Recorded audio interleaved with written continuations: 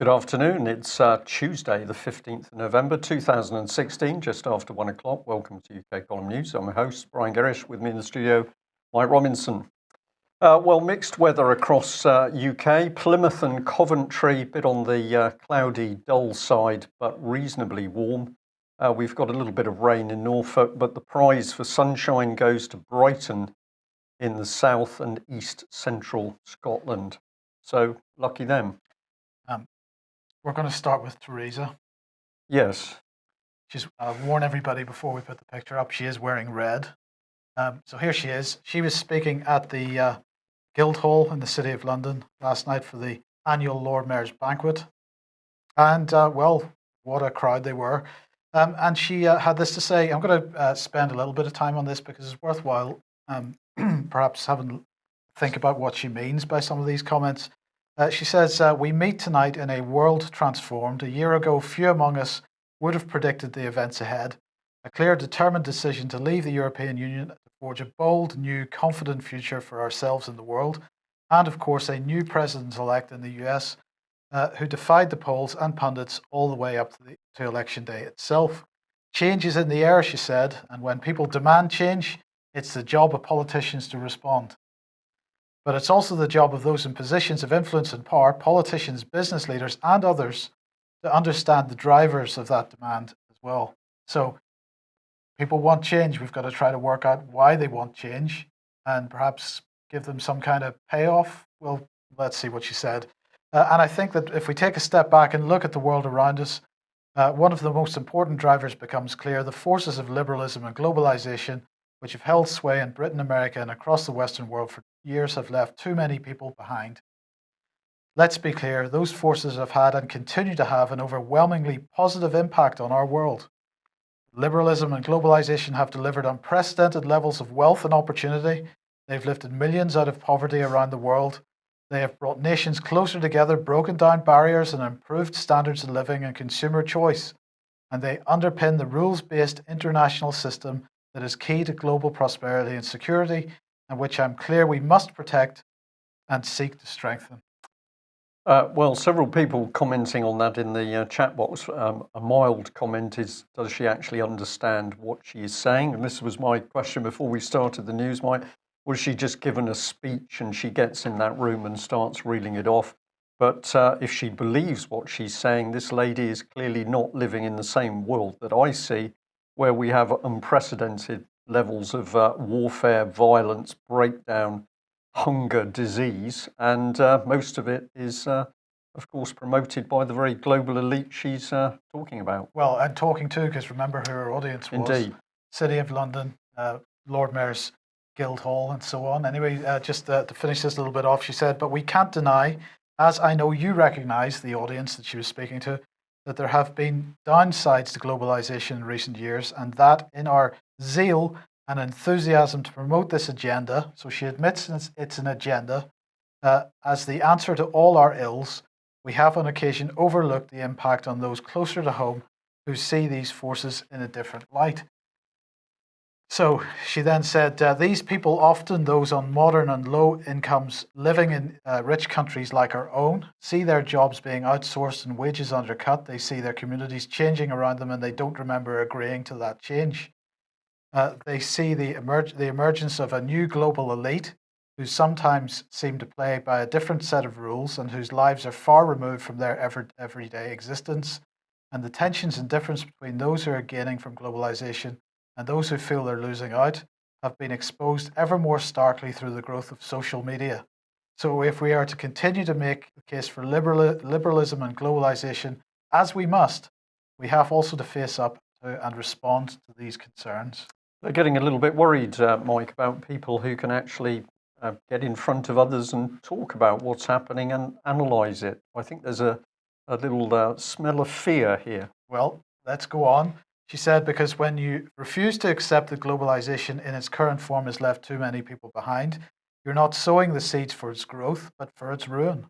When you fail to see that the liberal consensus that has held sway for decades has failed to maintain the consent of many people, you're not the champion of liberalism, but the enemy of it. When you dismiss the very real and deeply felt concerns of ordinary people, whether here at home or abroad, You're not acting to defend your worldview, but to undermine it. And there is no contradiction between embracing globalization and saying it is to be managed to work for everyone. So they're going to manage it. The free range farmed population, which is increasingly finding itself not free range cattle anymore, have to be given just a little bit more of the free range, because otherwise they start to complain. Yeah, and clearly the complaints are now beginning to hurt the establishment a little bit. Actually, we have one comment that clearly Theresa May has had a bit of a makeover. She's certainly looking younger, whether that's due to makeup or possibly drinking blood, I'm not sure. Right. Okay. Well, right. So then she started describing how really. Well, here we go. Here's the quote. All of us here tonight know that there is not some choice between hard Brexit and soft Brexit. It's about how business and government works together. Right. So this is what we're doing. The free trade agreements, of course, merging corporate governance and political governance. This is what she's talking about. She then went on to discuss 6 centuries banquets in the Guildhall, about the livery companies and how great they were, and so on. So, yeah, and then she goes on to say that since the 12th century, the guilds and livery companies have not only promoted trade and business, but also training and skills, research and innovation. They led by example, developing the simplest and best form of corporate governance that there's ever been. My word is my bond. You're right. She then describes their charitable benefits, the almshouses that they built over the years. Sorry, somebody else says that this is comedy. It is very hard to. I wonder how many people have found it hard to keep a straight face in that hall, or do they also believe this comedy? They buy into it. Now, the key point here is if we switch off the comedy for a second, because it is comedic, but she's making serious points as well, because what she's talking about is the merger between corporate and political governance. She's also talking about increased influence from corporates and businesses in the third sector. So when she's talking about almshouses, she's talking about charity, and of course we're seeing the charity sector driving much of the governance changes that we're seeing in the country. So there is a serious side to this, and we're going to have some examples of this later in the news when we're going to be looking, amongst other things, at the probation service. But just to finish it off, then, what she ended up by saying was, time and again, it is British leadership, British hard and soft power, that is at the forefront of how the world responds to the greatest challenges of our time. So she's again trying to position British soft power as being the front and center in this campaign to deal with the backlash against globalization, liberalism, and basically their entire agenda. Well, one of the things I get out of this is that they are coming into the open as the criticism is mounting and they're having to respond to it, what they say, what they do. It's becoming clearer that the real problem, of course, is not government in Westminster. It's the shadow government in the City of London. So, analyse her words, and we learn quite a lot, I think, about what's really going on. But that was last night, and then this morning, a bit of embarrassment for Theresa, because apparently somebody has leaked a document. This is the Independent's coverage of it. Theresa May still has no plan for Brexit. Leaked document reveals. This has been right across the mainstream media. I could have chosen any media company or even the BBC for this. This is a memo dated the 7th of November. It was obtained by the Times. And it's suggesting that, among other things, the cabinet is absolutely split, and because of the splits, Brexit is being delayed. Nobody who's been watching this program should be in the least bit surprised about this, because the reality is there is no Brexit. But anyway, they're saying that no plan for it. However, Number 10 said that this memo was not recognised. Yeah. Now, that is the phrase that they roll out, not recognised. The government does not recognise the leaked memo's claim. This is what they roll out, this phrase, whenever they don't want to deny something because they know that it's true, but they can't admit it. Yeah. So they say they don't recognise it. So there's the same government, of course, pushing out letters now from every department that are simply not signed. It comes with a name. You don't know whether the name's real or not, but the letter's not signed. Right. So Chris Grayling commented on the memo. He said, my own experience is very different to that. Well, that's a non-answer as well. So they're clearly refusing to answer. But Brexit means Brexit, of course, which is why Britain has re-opted into Europol. Now, Europol, of course, is the European Union's police agency. Well, they have basically, as part of Britain's original EU opt-outs, choices that they make as to which EU institutions Britain belongs to. Europol was always one that we opted into, and then it was up for renewal, basically. So they have opted in, and of course that's really an important thing because, as Brandon Lewis says, the UK is leaving the EU, not, but the reality of cross-border crime remains. Europol provides a valuable service to the UK, and opting in would enable us to maintain our current access to the agency. So he then also said, because Europol is helping keep the people of Britain safe, we now await the outcome of the scrutiny process. So what is that? Well, basically, the fact that they've opted in will go to the House of Commons and the House of Lords EU Scrutiny Committee, and they'll look at it and what? Well, they're not going to do anything. No. Things are going to continue as normal, Mike. But what a disgusting man Mr. Lewis is, because, of course, this is head of policing who has simply failed to do anything to support the Metropolitan Police whistleblower, who took huge risks to talk about the deliberate cover-up of child prostitution, child trafficking, child murder in London, where the officer talks about MPs being involved in the cover-up, local authorities and charities. And, where is this man? Well, he's suddenly moved as Privy Council, I think he's hopped into, actually. I think he's had a little bit of a promotion. But he's not telling the truth about what's happening with children in London. He's not telling the truth about Europol, because, of course, Europol is being used to train British police in a paramilitary style. So a very, very dangerous organisation. Okay, we'll move on to Syria then. This people in Aleppo furious after terrorists block their exit. Now, it's 24, 25, 26 days, I'm not sure, since Russia stopped bombing eastern Aleppo. Over that period of time, there have been steady warnings that obviously with the Russian fleet moving into the Mediterranean for the final effort in Aleppo to clear out ISIS terrorists from eastern Aleppo. The Russians and the Syrians have been warning people that remain in eastern Aleppo to leave. They've been setting up corridors, giving them opportunities to go. But this article making the point that, in fact, the terrorists in eastern Aleppo are blocking civilians from leaving because, of course, they want to use them as human shields. So this is re-reporting Al-Watan, which is an Arabic language news outlet, saying that the Syrian army's deadline for the exit of terrorists from eastern districts of Aleppo has ended. And certainly there was a message went into eastern Aleppo, I think, yesterday, that they had 24 hours before the final clear-up would begin.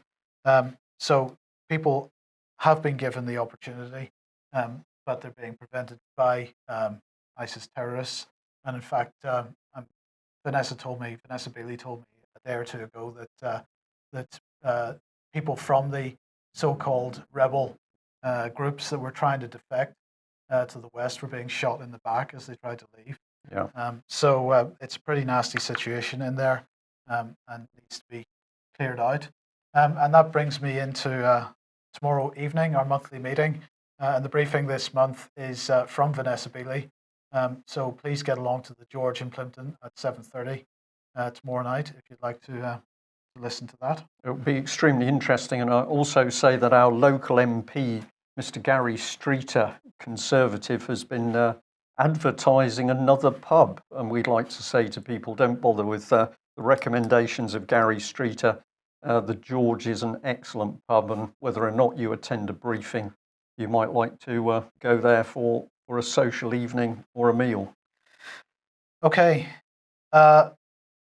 Unaccompanied children, the saga continues.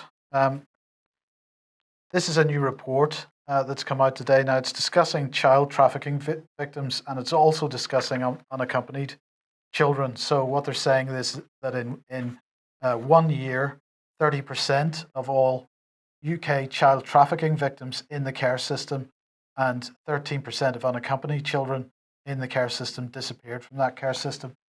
This is the report heading back to harm. They're basically saying trafficked and unaccompanied asylum-seeking children are going missing from the UK care at an alarmingly high rate, is how they're describing it. This is from an NGO called ECPAT UK in collaboration, I'm allowed to use that word, Just, I think. with a charity called Missing People. And just some of the figures here, 167 of 590 children identified as child trafficking victims vanished from foster care and care homes. 593 of the 4,744 unaccompanied children placed in the protection of local authorities went missing at least once in the same time period. And the third statistic they say is that of 760 trafficked or unaccompanied children who disappeared from care, 207 have never been found. Yeah. And what this absolutely ties in with, of course, what the Metropolitan Police whistleblower said, because in his testimony, he said that when he investigated children's homes, he found in a matter of days that large numbers of children were going missing. The children's homes knew it, the local authorities knew it, the child protection teams knew it, and the police and the MPs knew it. And instead of investigating, he was threatened and warned off and told to keep his mouth shut. So what we're seeing is the real facts about the numbers of children. Thousands, tens of thousands over the years, hundreds of thousands of children abused in the care system. Well, but we don't have a champion at all. Nobody's standing up in Westminster for this. Yeah, I mean, that's a very good point. This year, we have been highlighting on the issue of missing children that are coming in as refugees, that are unaccompanied children, or have been trafficked into this country or brought into this country as victims of child trafficking.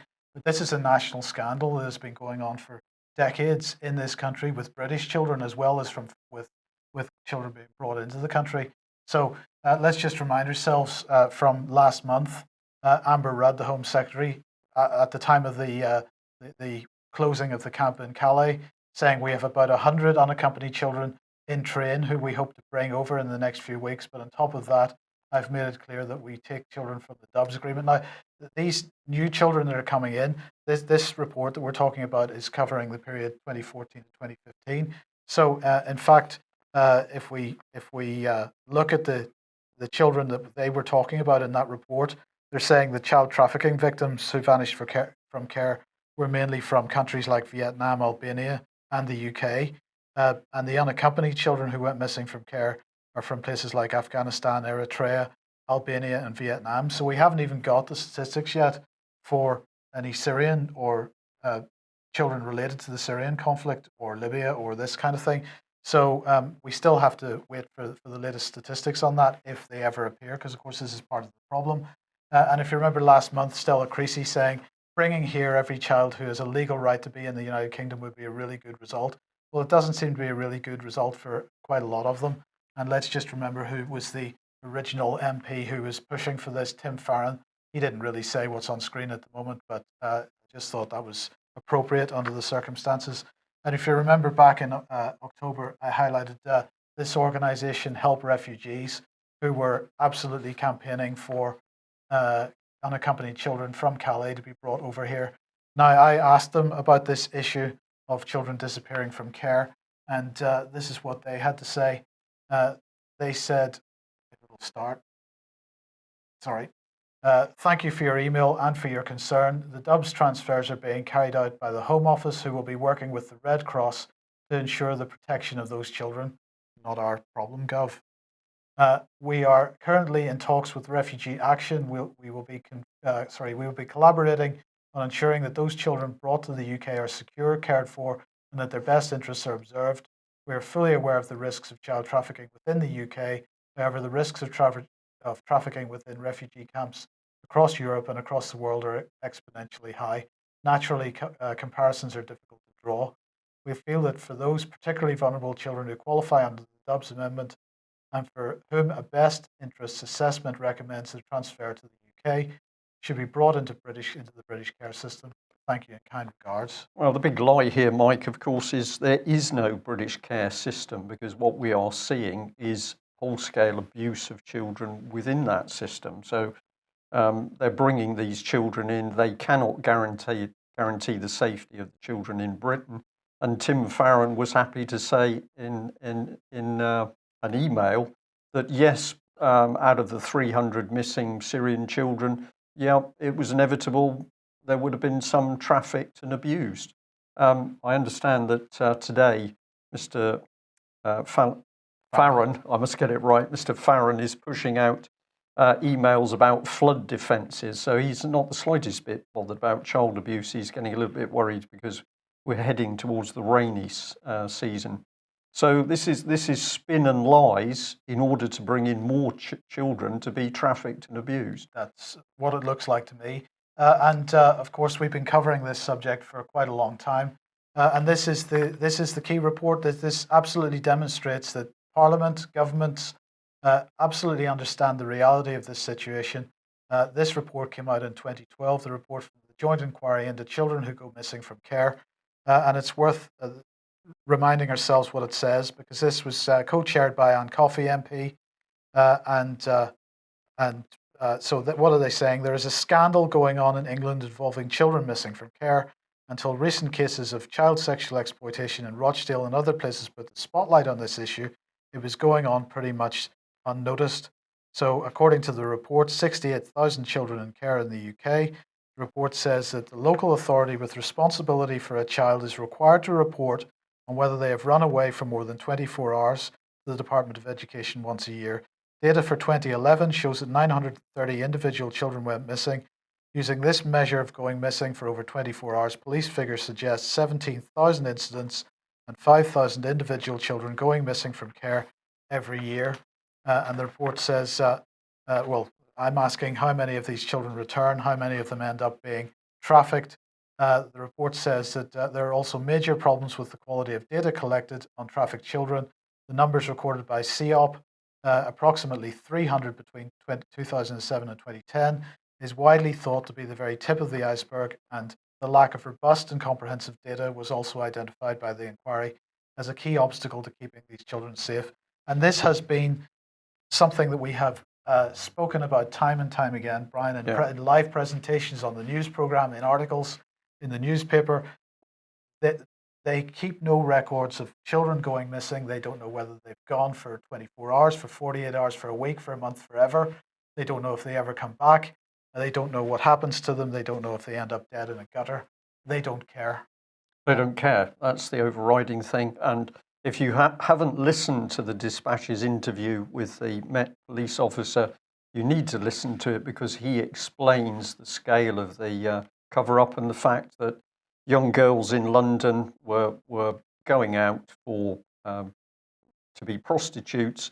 He's talking about one young girl found dead in the gutter, and I think that was one of the key things which triggered that gentleman to blow the whistle, because he just saw the failure of the state to act to protect these children. Why is the British state failing to act? Because the British state is protecting the paedophiles who are around Westminster, and of course the British establishment, possibly some of the people that Theresa May have been speaking to.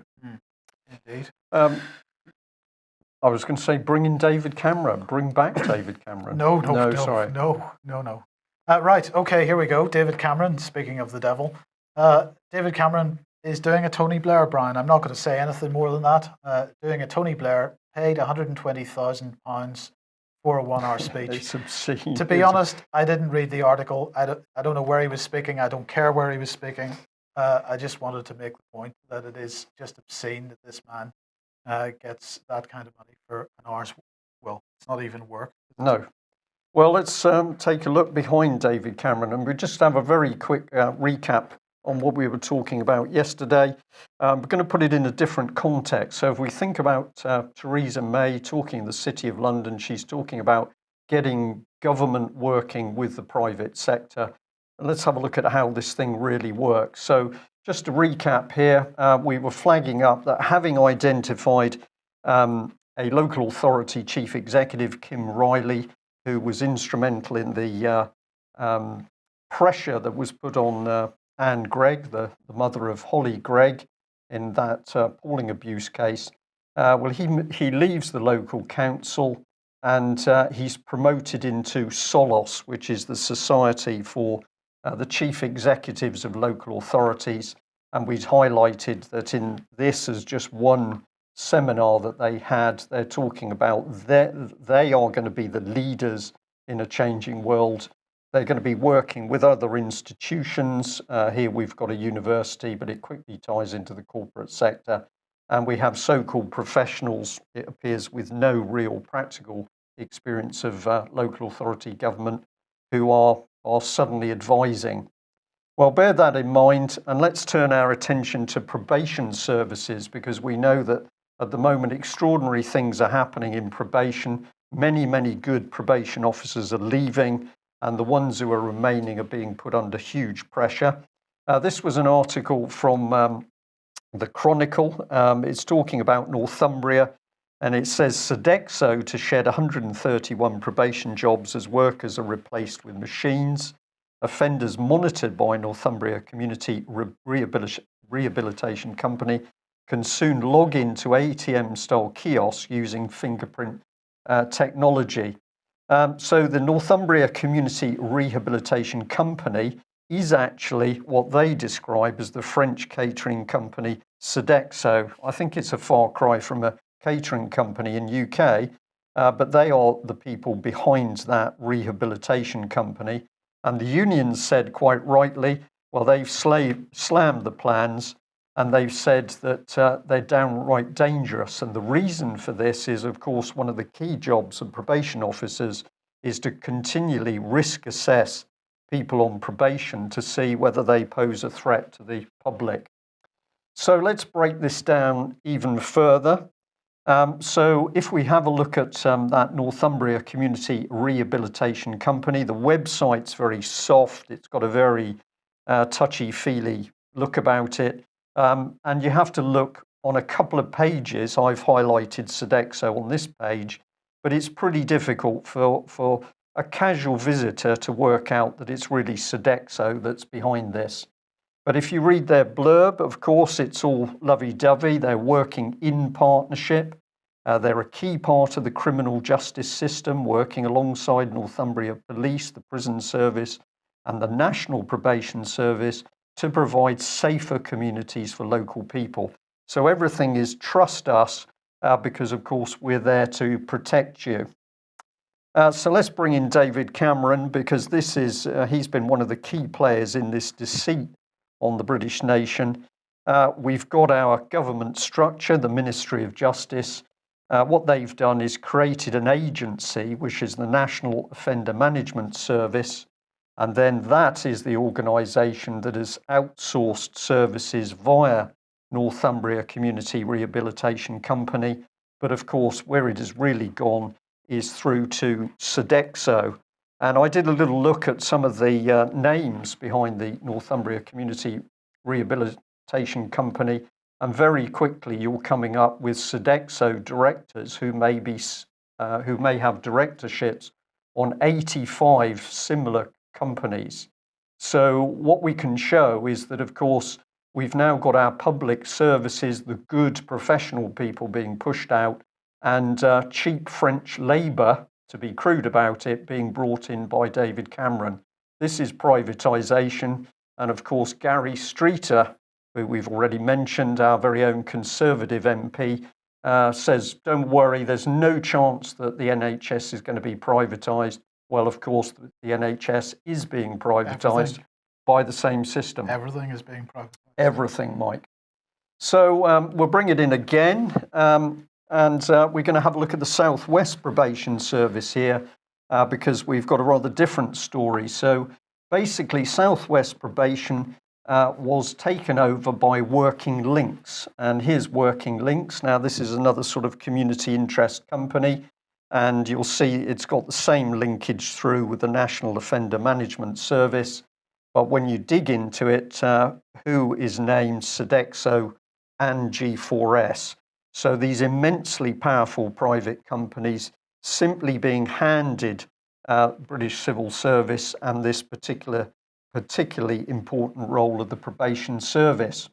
However, in the southwest, let's have a look at what's happened, because following the contract out to Working Links then ran into financial problems. Apparently, they underestimated the contract by a mere 40%. Do you believe that's possible, Mike? I don't know of any commercial organisation that would be so incompetent as to get it 40% wrong, but apparently they did. But what this has meant is that they've been taken over by German banking interests. And if we have a little look at some of the men, you can research these gentlemen on the internet. We've got hardline investment bankers now controlling, direct control of parts of UK's probation services. Here's the young man, Robert McElwain. He was the man who actually handled that contract to take over Working Links. So probation services being given to the French or to German bankers. And of course, this is treason carried out by our very own David Cameron, who can now earn £120,000 an hour talking about his treason. What are we going to do? Well, we've got to educate people. A few days left to get your tickets for the British Constitution Group event in Winchester this Saturday. We are looking, we think, at a packed hall, which is wonderful. If you want to be part of it, I'd encourage you to get your tickets now from the website. You can still pay on the door, but it will be slightly more expensive. But what have we got to do? We've got to get the truth out to the wider general public as to what has really been going on in UK, which of course is treason and huge amounts of our public infrastructure and services simply given away to profit-making corporations. It's obvious to see when you know where to look for it, Mike, I think. Yes. Now, once again, a warning to viewers in case this next slide makes you feel ill. But the BBC Business today tweeting out, with Facebook and Google promising to crack down on fake news stories on hashtag BBC Biz Live, we want to know, have you fallen for hoax news? Well, if you have, probably only through watching the BBC.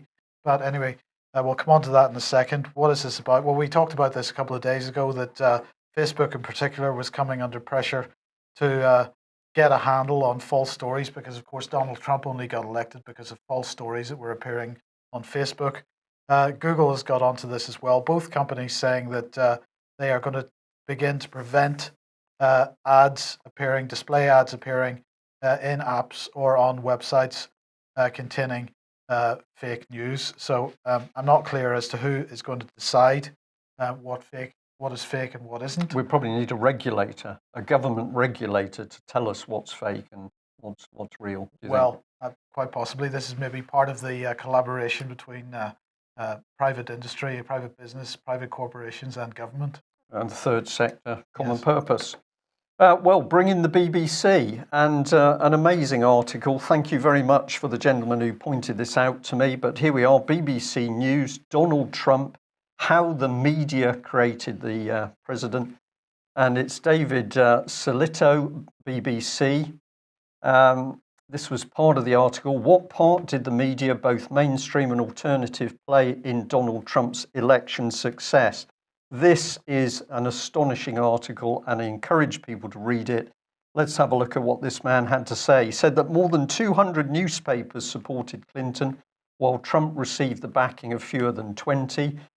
Trump's victory then was a brutal kick in the teeth for those loathed pundits, insiders, and righteous mongers, but it was also a humiliation for the thousands of journalists who had spent months trying to warn the public about Donald Trump. So those nice journalists, they had our best interests at heart. We couldn't understand it ourselves, Mike. No. We needed Mr. Silito to tell us who the bad people were and make sure that we know what truth is. Yeah. Well, stay with it because it gets worse. I I've called him delusional here, and I think this is about right. He quotes a gentleman called Jeff Jarvis of the Town Knight Center for Entrepreneurial Journalism in New York. He's an enthusiastic and active supporter of Hillary Clinton, and he states the mere fact of Donald Trump's candidacy is evidence of the failure of journalism. He, like many other members of the liberal media class, feels Trump's success is a sign that the media failed to communicate the truth with enough force. Well, this is interesting because this echoes very much what Theresa May was saying to the Guildhall audience. You know, you globalists, you haven't thrown enough pickings towards the poor and the suffering, so they're not happy with globalization. And he's saying, well, basically, the journalists didn't do enough to try to spin and sell. So 200 papers support Clinton, which he says in his own article. But basically, they still haven't done enough work because the truth was the only president acceptable to the BBC and the banking elite was obviously Hillary Clinton. Well, let's carry on because it just gets more enjoyable. We had to have some more anti-Trump rhetoric. So we've got Jeff Jarvis again. He believes equating the issue of Hillary Clinton's email server with all the criticisms of Donald Trump in the name of balance was misleading. I think we'd rather say this. Let's not mention Clinton's financial crimes, weapons trafficking, trail of dead bodies, sexual depravity, lies to the Benghazi Committee, or massive US security breaches, because that would affect the balance and it would be misleading. This is the BBC at their best. And what have we got here? He says pollsters would dismiss social media as a self-selecting group that doesn't reflect the whole voting population, but it does perhaps give a clue to the emotional impact of a candidate. So we couldn't be objective about it. It was all to do with our emotions, what we saw, what we thought about Clinton. Unbelievable arrogance from this man. And of course, he doesn't have any emotions, probably, so he may not understand we're going to get a clue for that in a minute, I think he said. And he said the need for headlines that bring clicks and stories that get shared has changed everything. Dull, balanced articles, like this one, don't provoke fury, laughter, or much in the way of emotion. On the contrary, they do, Mr. Soletto, because we think it's the most biased, outrageous article we've read in some time, and we're delighted to have you on UK Column. So what's his real message is that voters or the public at large are silly, ignorant little people who need the likes of Mr. Soletto and the BBC to tell them what is the truth. And I'm saying here, I find his ignorance and arrogance dangerous and offensive. This is a very, very nasty individual. So I thought we needed to have a little look at his LinkedIn page. Well, not a lot on it, Mike, because it only goes back to 2013. Media and arts correspondent for the BBC. So I went on to his Twitter page. Well, my goodness, then it all unfolds because this is a mix of political rhetoric. He obviously completely hates Donald Trump. So, of course, he says this is not the BBC's view, but it absolutely is because he advertised himself as the BBC's correspondent. So this is an unbelievably biased set of information mixed in with really puerile stuff. So he's bigging it up here because he bumped into a Wookiee. I think the Wookiee's the one on the right. Is that correct? I'm not it's hard to tell. I'm not sure.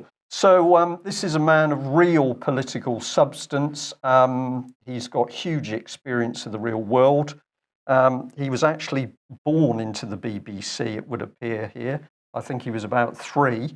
I don't know how old the article is, and the article is saying this is a photograph of him 20 years ago. But this is the point, isn't it? This man has not had any real experience of real life. He's in the bunker of the BBC. But it does get better, because let's look at the man who he talks about. Here he is, Jeff Jarvis, a big wheel professor for the Town Knight Center for Entrepreneurial Journalism.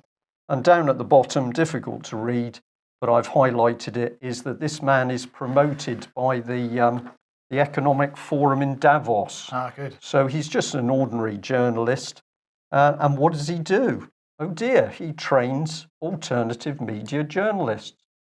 He trains alternative media journalists? Yeah, he trains basically internet journalists. So it would seem to me he might have an axe to grind that his training is not working very well. If you want to check this out, here's the classes he talks about. And so all of these individuals that he's trained in entrepreneurial, truthful, unbiased journalism are now being spread out across the world.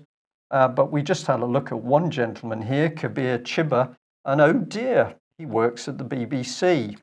So it would appear that Mr. Soletto is promoting a BBC media trainer in his article, but he doesn't care to mention it. No, well, would that be bias? Certainly. Well, couldn't have. I'm speechless.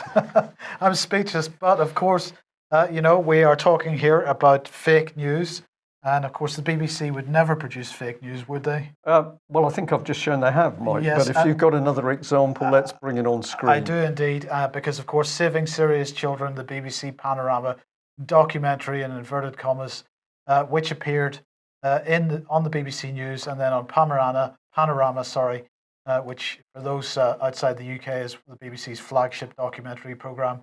That appeared on the day or the day before the Syria vote on whether we were going to bomb Syria in 2013. The timing, it was a fake story. The BBC getting directly involved in British politics in the most disgraceful way. The URL for this WordPress site is at the top there, BBC Panorama Saving Syria's Children.wordpress.com. Do have a look at this blog. Fantastic research from Robert, and he continues to try to campaign to get some justice from the BBC over the fact that they tried to influence that vote and influence people's opinions of Syria in such a disgraceful way. Yeah. So from a hard-hitting news, if we're to end on a positive note, it seems to the UK column that Theresa May having to give this special brief to the powerhouse of City of London that they've taken a hit from, quote, alternative media, tells all of us that pushing out the truth, exposing what these people are doing, really doing, is the key weapon against them, and it's hurting them. And as a result, they're having to take special measures.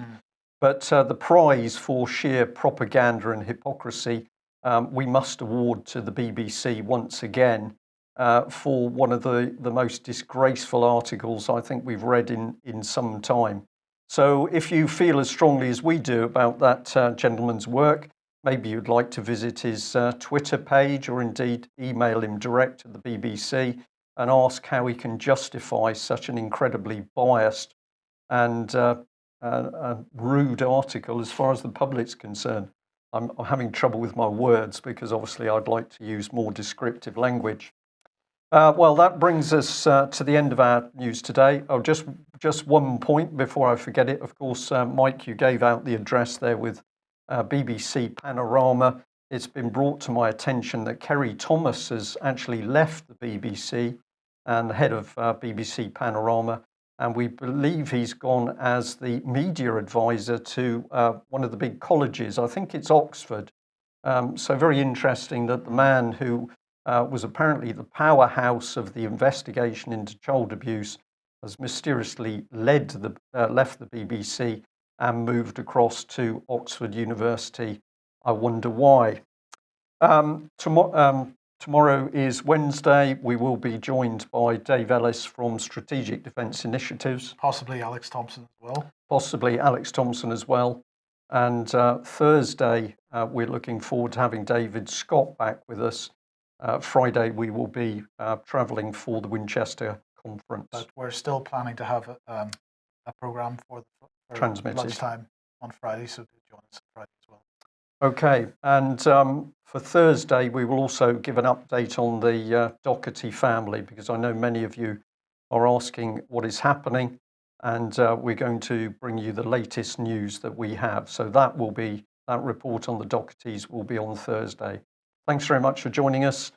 We'll see you tomorrow. Bye-bye. Bye-bye.